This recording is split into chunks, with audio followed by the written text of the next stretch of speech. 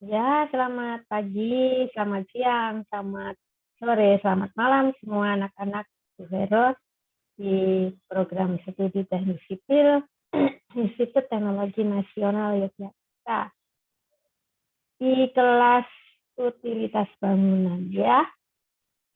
Perkuliahan kali ini akan menjelaskan tentang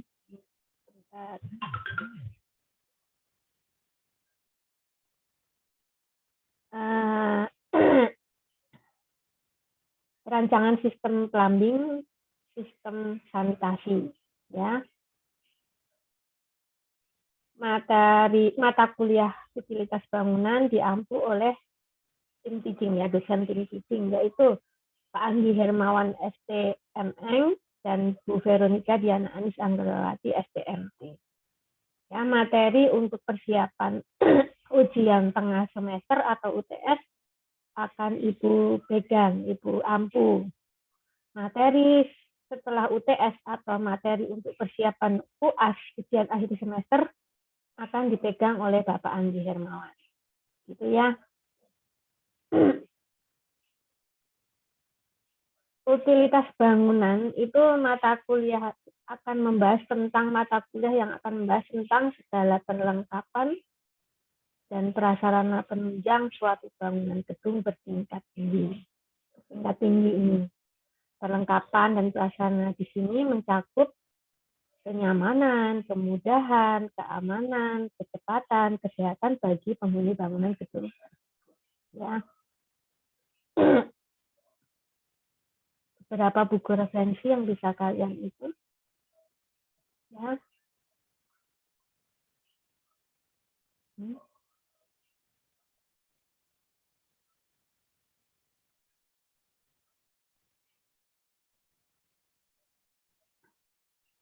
Nah, ada istilah-istilah pada water system dan sewage system, yaitu water system itu air bersih, instalasi air bersih. Sewage system adalah instalasi untuk pembuangan air kotor. Nanti di sana ketemu kata-kata pipa distribusi, pipa supply, pipa overflow, pipa vent stack, suction tank, groundwater tank, water tower, hose tank, trap seal, hose trap, pressure tank. Nah, masing-masingnya itu apa? Nah, pertama kita mengenai pipa distribusi. Pipa yang digunakan untuk mengangkut air bersih dari penampungan sementara. Pipa yang digunakan untuk mengangkut air bersih dari penampungan sementara. Penampungan sementara itu berupa water tower, apa nyebutnya ya water tower ya, torn, water torn, atau hose tank atau water tower, ke kran-kran yang akan didistribusikan kemana? Ke mesin cuci, ke sink, kamar mandi, atau kemana? Ke konsumen, ke outlet yang membutuhkan air tersebut, kran. Kemudian pipa supply. Pipa yang berfungsi untuk mengangkut air bersih dari sumber utama atau sumur apa ya, ya, atau groundwater tank tadi, GWT, ya, sumurnya di rumah-rumah itu, ke penampungan sementara tadi, ke water tower tadi, baru masuk distribusi tadi. Pipa overflow, istilah lainnya adalah pipa peluap. Ya, pipa peluap. Apa fungsinya? Untuk membuang kelebihan kapasitas air pada suatu penampungan hingga supaya tidak terjadi peluapan. Pipa pembuangan, seakan ya pipa peluap itu membuang air yang kelebihannya di kapasitas air. Pipa vent stack, suatu sarana berupa pipa hawa pada jaringan pembuangan limbah, berfungsi guna mencegah terjadinya penyumbatan di dalam pipa karena terjadi kantung-kantung udara. Kalian sering ketemu dan stuck di depan rumah yang berbentuk tiba-tiba ada pipa tidak panjang, hanya pendek, bentuknya kayak T atau cuman bentuknya mengkelung begini saja, atau bentuknya T begini.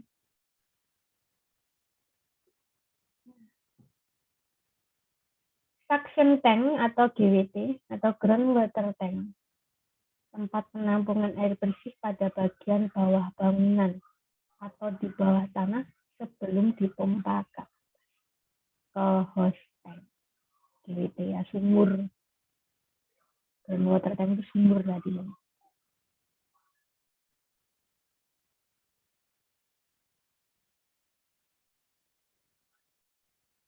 Host tank atau water tower, tempat penampungan air bersih yang terletak di bagian atas bangunan sebelum didistribusikan ke konsumen. Ya tadi water tower itu. Water tong. Warnanya kadang perak, kadang orange. Nah, nanti prinsip pendistribusian air bisa gravity flow. Gravity flow ya. Terus nanti dibantu dengan booster pump, pompa air merek Shimizu atau merek apa Sanyo, atau pressure tank yang berfungsi untuk menjaga supaya tekanan air itu stabil. Rapsil. Rapsil atau hoist trap. Sarana pada sistem pembuangan limbah. Limbah tadi kan air bersih ya. Ini rapsil atau hoist trap itu sarana pada sistem pembuangan air kotor atau limbah untuk mencegah merembesnya gas atau bau dari pipa masuk ke dalam ruangan dengan menggunakan tabir air. Istilah lain dari sarana ini adalah leher angsa atau gulu banyak. Supaya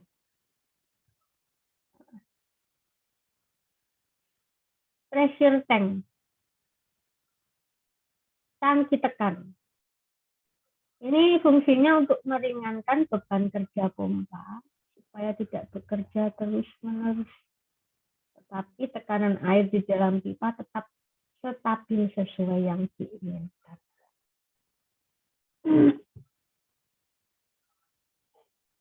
Nah, sepertinya Bu Vero punya contoh. Trapsil. Maaf. Trapsil. Trapsil. Pressure tank seperti itu. Pressure tank bisa diletakkan di sumur ya, di sumur bagian bawah. Sepertinya dinding apa namanya itu? Kok lupa Bu Vero yang bundar-bundar untuk buat sumur itu namanya apa? Bu Vero sampai sedikit bijinya. Bis beton. Trapsil itu ini bisa prinsipnya juga di WC itu ya, di WC. Nah, kita masuk water system, sistem penyediaan air bersih. Macamnya ya, sistem penyediaan air bersih.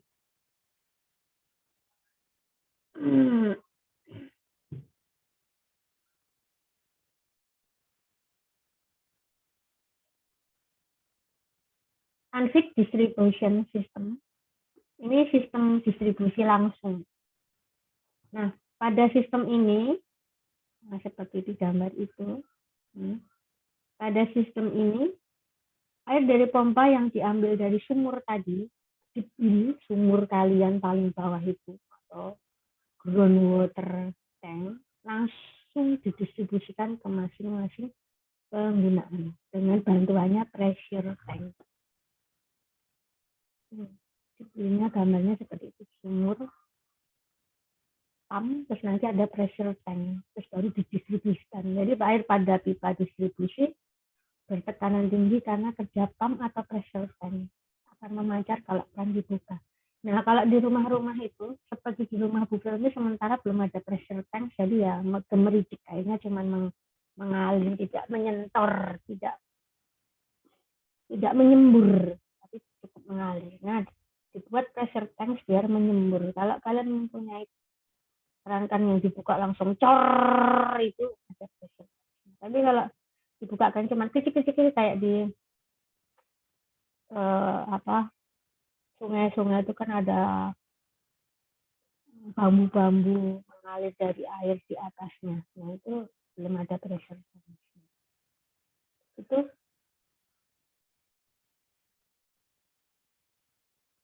selanjutnya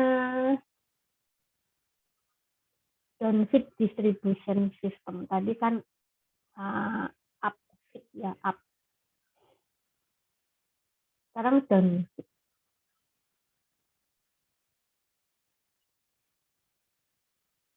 Pada sistem ini air dari sumur dari DWT dipompa ke atas dan ditampung pada water tower.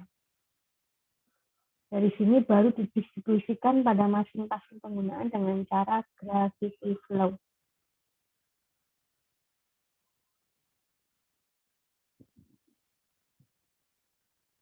Nah, ada beberapa teknik atau sistem di dan distribusi sistem dari DDS ya. DDS dengan pembagian zona distribusi. Yang berikutnya tanpa pembagian zona distribusi. Yang dengan pembagian zona distribusi itu digunakan pada bangunan lebih dari 10 lantai. Ya, lebih dari 10 lantai. Kemudian setiap zona mempunyai tangki penampung atau host tank tadi. Punya sendiri, yang disuplai langsung dari masing-masing.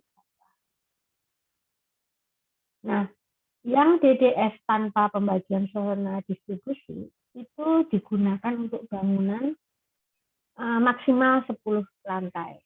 Jadi kurang ya. Itu yang tanpa pembagian zona distribusi. Air dari DWT atau dari sumur dipompa ke roof tank. Lalu didistribusikan langsung ke penggunaan. Mana ke dapur, ke mana kamar mandi.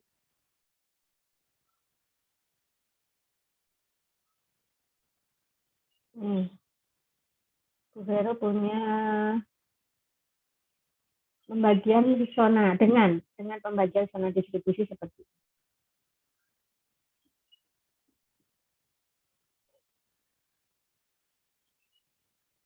Ya, yang dengan zona distribusi tadi lebih dari 10 lantai gedungnya.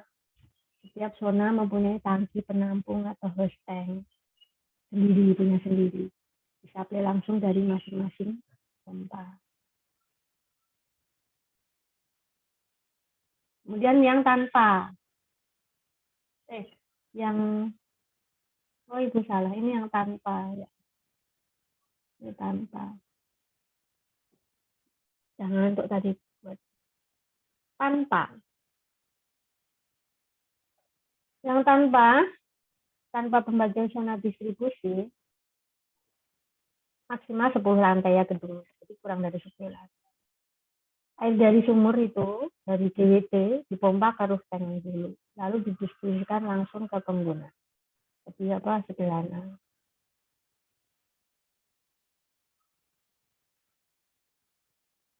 Skema gedung yang tanpa, yang downfeed tapi tanpa dan dengan. Ini skemanya begini tadi diceritakan. Kalau yang tanpa yang bagaimana tadi, yang dengan bagaimana. Jadi yang dengan itu setiap zona mempunyai tangki penampung atau host tank. Itu yang dengan. Yang tanpa dari JWT dipompa ke roof tank. Baru distribusi. Yang tanpa. Yang dengan memiliki HT atau host tank.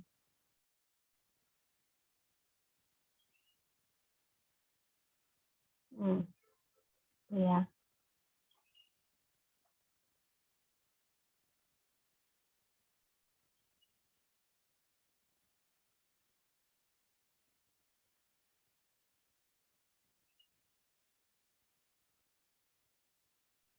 Kapasitas roof tank. Roof tank tadi tanpa ya. Kapasitas roof tank Pada intinya, roof tank ditekankan untuk memenuhi kebutuhan puncak air bersih. Dengan demikian, kapasitasnya diperhitungkan untuk mencukupi dalam jangka waktu kebutuhan puncak tersebut. Kapasitas roof tank atau volume roof tank juga sangat tergantung terhadap kapasitas atau debit pompa pengisi. Rumusnya demikian, anak-anak.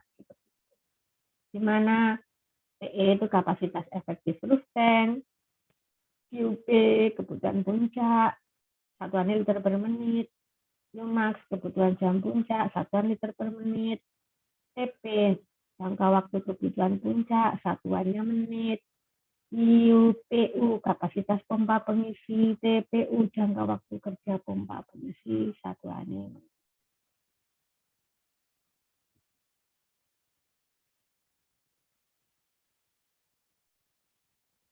Nah, biasanya ini ya, rumus ini, QPU, kapasitas pompa pengisi, itu sama dengan kebutuhan jam puncak.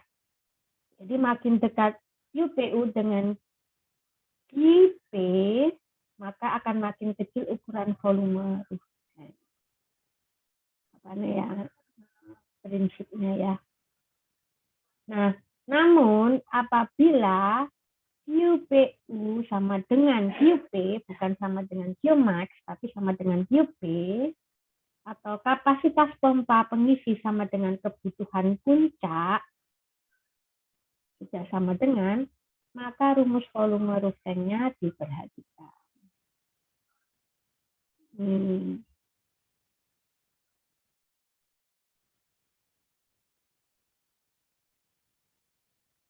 Oh ya, betul salah. Ini kan QP. Ini QP ya. Jadi malah mengingat kalian nanti. QP. QPU sama dengan QP. Atau kapasitas pompa pengisi sama dengan kebutuhan puncak. Itu nanti rumusnya hanya begini. Perhatikan. Kapasitas groundwater tank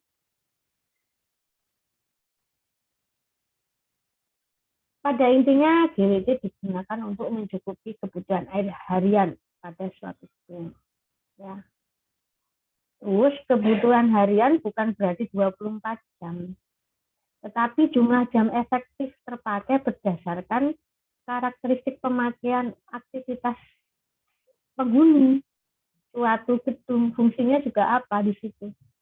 Misal sering dipakai selama 12 jam, yaitu efektifnya 12 jam. Selama 10 jam, yaitu efektifnya 10 jam.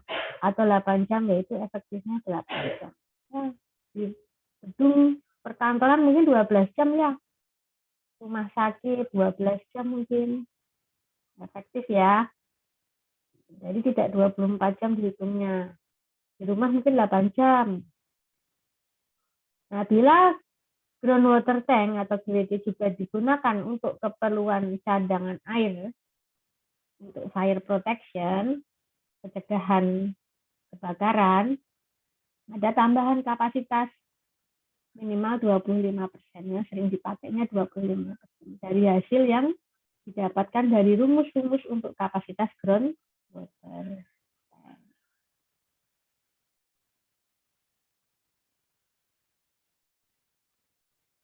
Nih, kapasitas groundwater rumusnya begini. Ya, di mana PR jumlah tangkinya yang mau kita cari volume QD-nya. Ya. QD ini pangkat 3 Pak. Ya. Titik. Ya naik tadi. Gitu. Ya tinggi banget. Per hari. IS kapasitas pipa dinas. Apa toh kapasitas pipa dinas?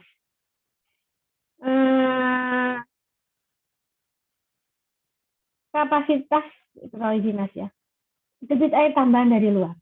Debit air tambahan dari luar, misal dari PDAM. Ya, jadi di QS itu kapasitas pipa dinas tergantung kapasitas instalasi pipa PDAM di dekat lokasi kerja. Sejauh apa?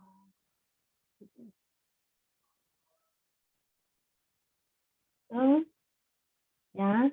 Nah, perhatikan lagi yang kaitannya untuk kebutuhan tambahan fire protection ya, siapkan bukannya pencegahan kebakarannya. Rumusnya demikian. Ada tambahannya VF, tambah VF. Di mana VF cadangan air untuk fire protection yang sebesar 25% tadi.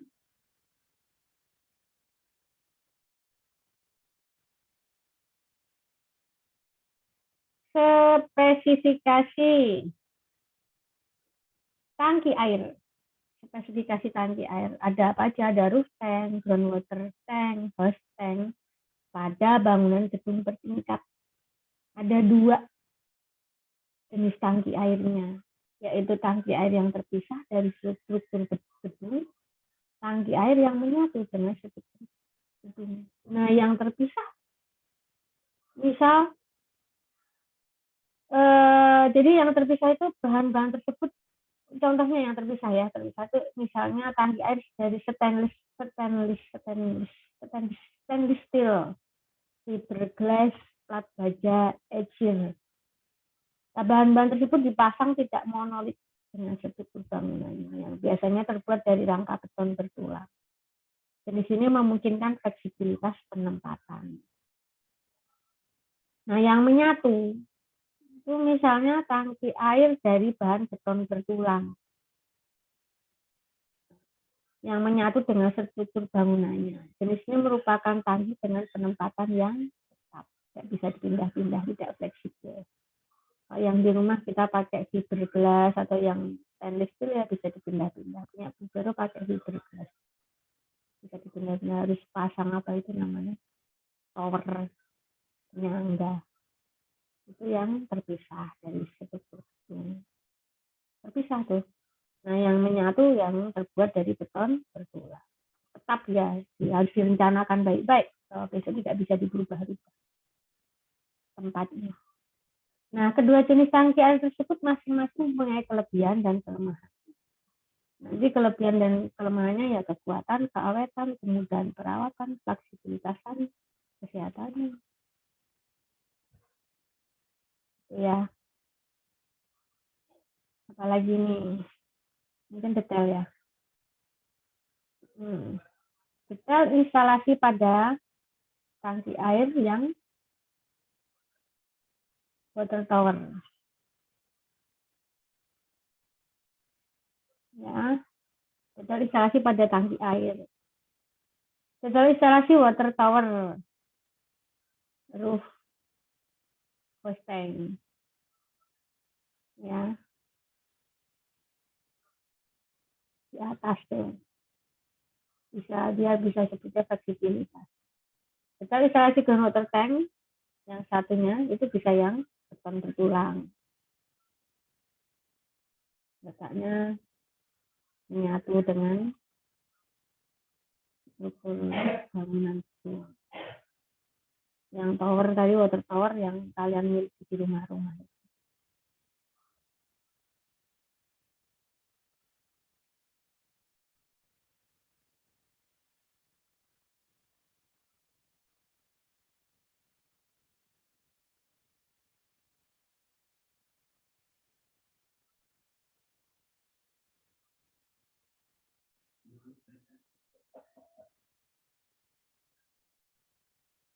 Sekarang klasifikasi berdasarkan jenis air buangan. Sistem pembuangan air kotor. Sistem pembuangan air kotor. Sistem pembuangan untuk air buangan yang berasal dari kloset, uriner, air buangan yang mengandung kotoran manusia, dari alat kelamin lainnya, yang black water, istilahnya buang kotor, benar-benar buang kotor. Kemudian yang sistem pembuangan air bekas. Istilah sistem pembuangan untuk air buangan yang berasal dari mandi, bathtub, wastafel, Singapura, ini masih tergolong tidak black water, masih grey water.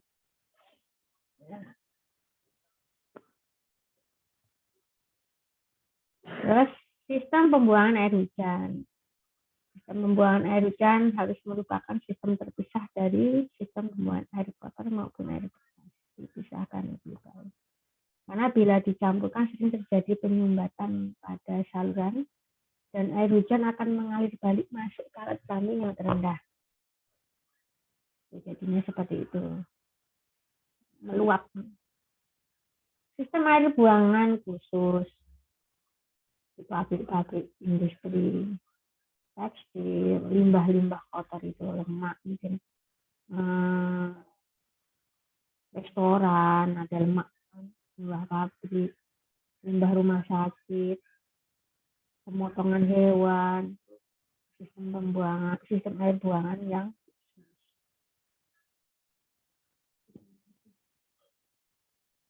klasifikasi berdasarkan cara pengaliran. Ada sistem gravitasi, sistem bertekanan. Yang gravitasi, air buangan mengalir dari tempat yang lebih tinggi ke tempat yang lebih rendah. Ya, prinsipnya gravitasi. Secara gravitasi ke saluran umum yang letaknya lebih rendah. Sistem bertekanan, sistem yang menggunakan alat pompa karena saluran umumnya terletak lebih tinggi dari letak alat plumbingnya, sehingga air buangan dikumpulkan terlebih dahulu dalam suatu bak penampungan, kemudian dipompakan keluar ke roil. Ini mahal di rumah tangga ya, yang itu tadi.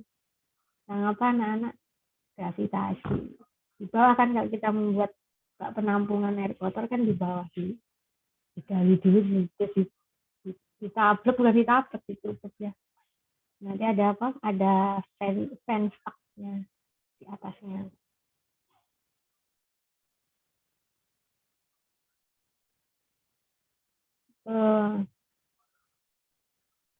Mungkin ada beberapa gambar ini. Gravitasi. Tapi ini kita berbicara untuk gedung ya. Gedung tinggi ya, bukan rumah tinggal. Untuk pembuangan gravitasi demikian tadi dari atas ke bawah. Kemudian kalau sistem pembuangan bertekanan kebalikannya. Harus punya pompa, itu pompa otomatis itu. Karena dia harus diambil ke atas.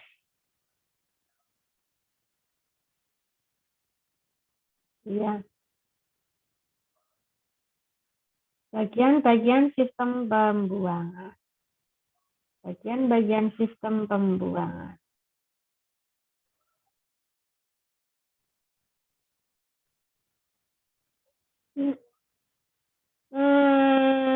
Ada alat plumbing digunakan untuk pembuangan tadi apa?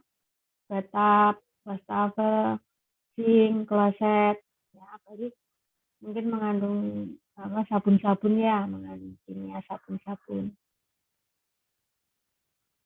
Terus itu plumbingnya digunakan untuk, jadi sistem pembuangan itu ada plumbing digunakan untuk pembuangan seperti batap, wastafel, batok cuci piring, lemak-lemak.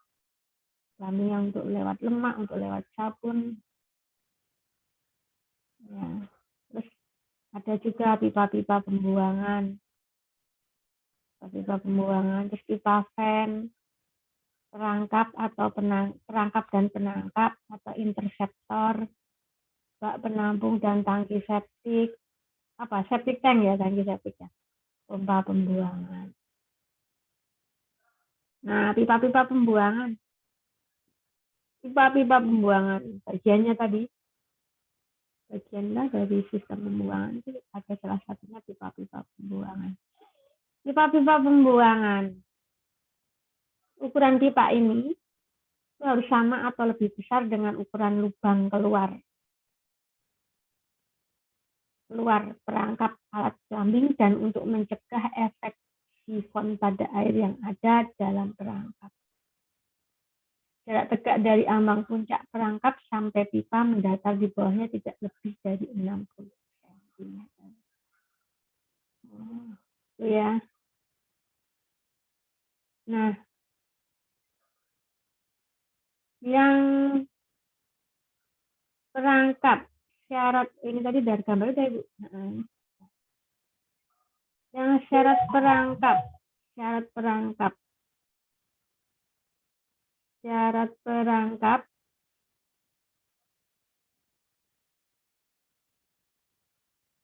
seperti yang dipapar Ibu di depan.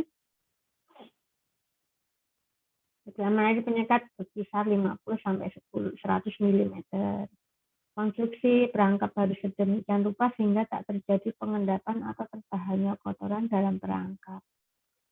Konstruksi perangkap harus sederhana sehingga mudah diperbaiki bila ada kerusakan dan dari bahan tak bergerak. Tidak ada bagian bergerak atau bersudut dalam perangkap yang dapat menghambat aliran. Ini syarat-syarat perangkap.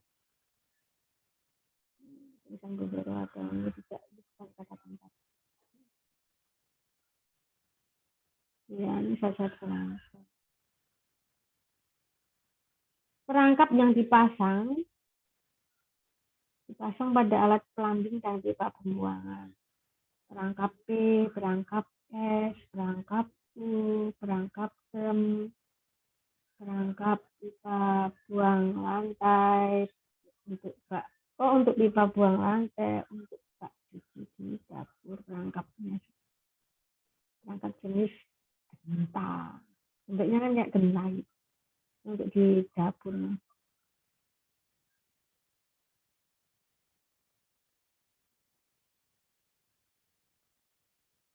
Perangkap yang menjadi satu dengan alat kelamin. Untuk apa di kamar mandi ya, kloset ya, kloset pria.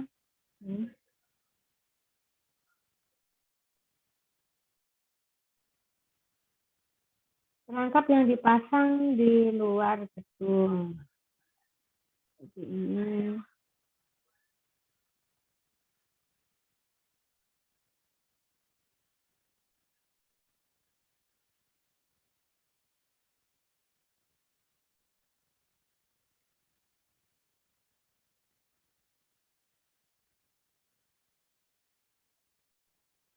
Ya, itu merupakan jenis perangkap, pengelompokan jenis perangkap ya. Perangkap dipasang pada alat plumbing, terus perangkap yang menjadi satu dengan alat plumbing, perangkap yang dipasang di luar. Nah, sekarang penangkap. Persyaratan penangkap atau interseptor. Persyaratannya apa? Penangkap yang sesuai harus dipasang sedekat mungkin dengan alat plumbing yang dilayani. Ya, dilayaninya dengan maksud agar pipa pembuangan yang mungkin mengalami gangguan sependek mungkin jadinya. Yang berikutnya, konstruksinya harus mudah dibersihkan, dilengkapi dengan tutup yang mudah dibuka dan letak dari penangkap dalam ruang sedemikian rupa sehingga sampah dari penangkap mudah dibuang keluar ruang. Yang berikutnya, konstruksi penangkap harus mampu secara efektif memisahkan minyak, lemak, dan sebagainya dari air. Konstruksi penangkap umumnya juga merupakan perangkap atau perangkap. Karena itu bila telah dipasang penangkap, dilarang memasang perangkap sebab dapat terjadi perangkap ganda. Jenis penangkap.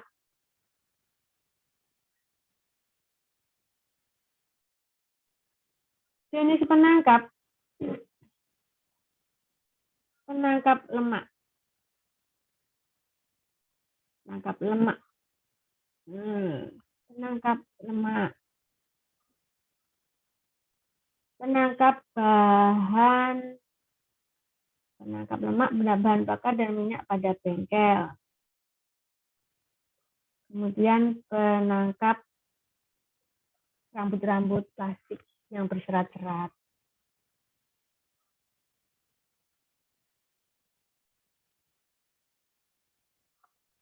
Ada juga ya mesinnya penangkap pasir, penangkap debu-debu.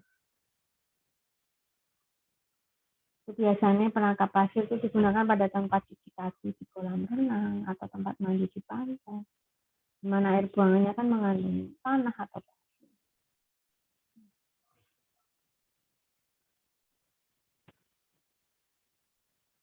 Septic tank atau rembes, septic tank ya, dan rembesan.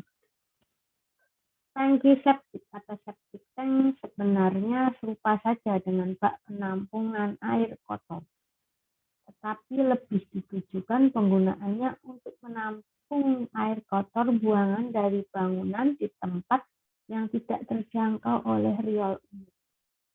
Nah, prinsip kerja dari tangki ini atau septic tank ini adalah mengolah dan memisahkan antara air dengan kotoran dengan cara pengendapan. Pengolahan dilakukan oleh bakteri anaerobik yang merubah kotoran baku menjadi limbah. Air hasil pemisahan paling tidak 70% lebih bersih dialirkan keluar secara gravitasi dan diresapkan ke tanah otomatis. Sedangkan hasil endapan lumpurnya itu tadi harus dibuang secara berkala dengan bantuan layanan mobil tangki air kotor pemerintah setempat. Disedot di rumah tangga itu ada sedot penyedot berapa lama sekali. Dengan demikian septic tank biasanya terletak di luar bangunan yang nanti akan mudah dicapai mobil tangki. Jadi dia nanti kan gali kalau bikin rumah itu kan datang dari situ. Itu tutupnya jangan paten, jangan permanen, karena nanti suatu saat akan dibuka. Terus tidak ada di situ apa-apa alat-alat pompa gitu tidak. Gambarnya seperti itu. Komponen sistem pembuangan, tangki septic tank yang tengah, pendistribusian itu yang kiri, sumur resapan dari beton, sumur resapan. Nah, saluran nih yang sering kalau di rumah ya seperti ini.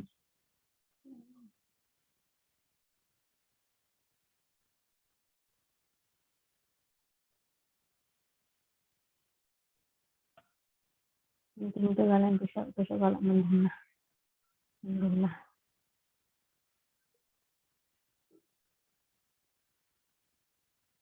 Nah, kita masuk sekarang ke pembuangan air kotor, sewage system. Tadi water system, sekarang sewage system, sistem pembuangan air. Sistem pembuangan air kotor, kita akan membahas sistem pembuangan air kotor atau limbah cair pada bangunan gedung ya, bangunan gedung bukan rumah tinggal.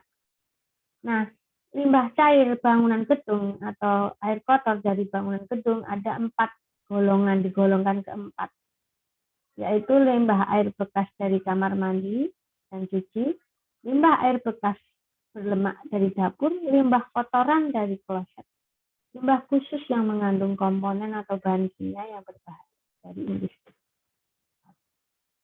Itu ya.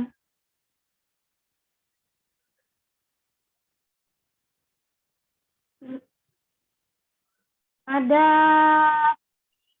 2 sewage system, yaitu 1 pipa dan 2 pipa. 1 pipa dan 2 pipa. Yang 1 pipa, sewage system dengan 1 pipa, pada sistem ini limbah dari WC atau kloset atau air mandi, cuci, air lemak dapur disalurkan dalam 1 pipa. Disalurkan ke unit penghancur, water treatment plant, unit penghancur ya. Selanjutnya disalurkan ke peresapan limbah atau ke saluran pipa. Jadi disalurkan menggunakan 1 pipa saja. Nah, kalau yang sewage system dengan 2 pipa, pada sistem ini limbah dari WC, kloset dipisahkan dari limbah kamar mandi, cuci dan dapur. Jadi untuk kotoran orang itu pipanya sendiri. Tapi kalau lemak dan apa itu sabun dari kamar mandi jadi satu. Selanjutnya limbah WC disalurkan ke septic tank dan bersama-sama limbah air cuci dan dapur dibuang ke peresapan air kotor atau saluran limbah kotor. Ada kelebihan dan kekurangannya, ya mungkin mudah perawatan, biaya pembuatan, biaya operasional. Mungkin beberapa memberikan bagan instalasinya.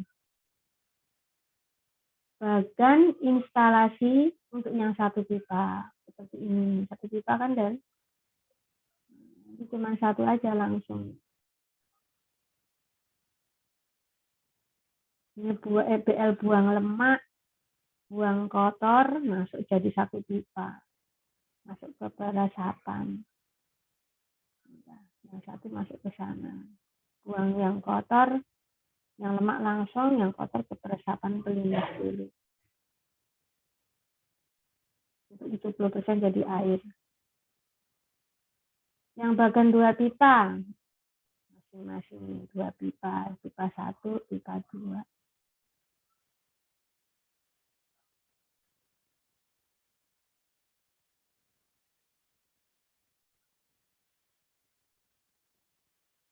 Satu pipa dan 2 pipa.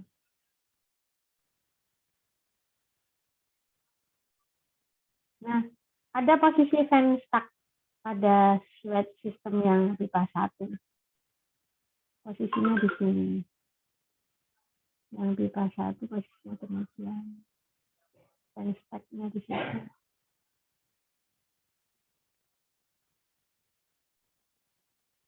Yang pipa 2, yang sistem 2 pipa fan stuck-nya di situ.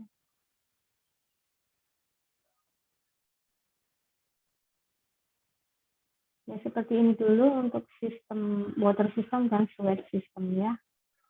Selanjutnya nanti kita sambung, insya Allah.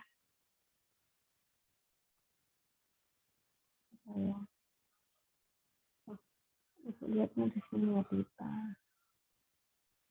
di RPS. Apalagi selanjutnya besok itu loh, untuk persiapan kalian mungkin mau belajar dulu. Itu udah bangun ya. Ini salah. Apa yang harus kita persiapkan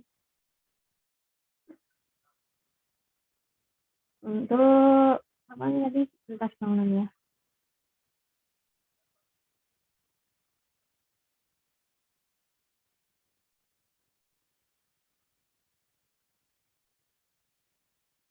Utilitas bangunan.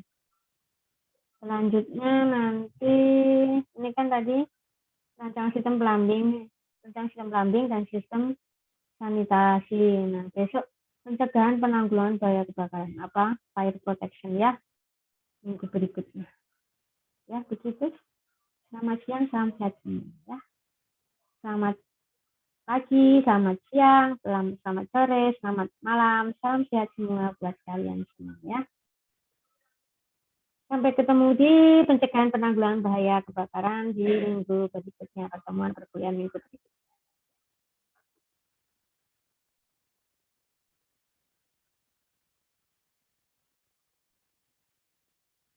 Sehat selalu.